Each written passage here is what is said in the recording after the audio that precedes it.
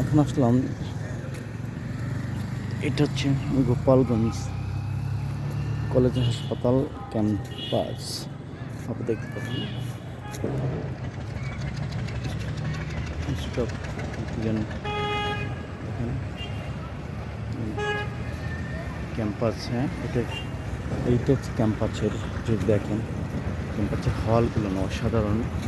মানে আসলে ওই জায়গা আসলে মনে হয় যে এই মেডিকেল কলেজটা হচ্ছে একটা বিদেশি স্টাইল, একদম বিদেশি মেডিকেল ক্যাম্পাস যেরকম হয়, হ্যাঁ আবাসন যেগুলোকে হয় সেরকম অনেক সুন্দর আর কি। দারুণ লাগে এই ক্যাম্পাসটা, আপনি যদি দেখেন সত্যি অনেক ভালো লাগবে আপনাদের।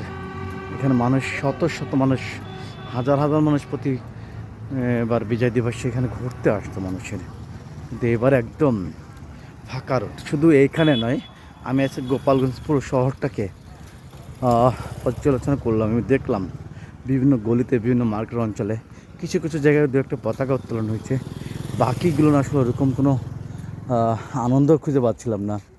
একদম সেই একটা প্রতিফলন দেখতে পেয়েছি, যার জন্য আমি বিকেলবেলা খুব মর্মাহত যে গোপালগঞ্জও বিজয় দিবসের উৎস নেই, উদ্যাপনা নেই, কেমন যেন।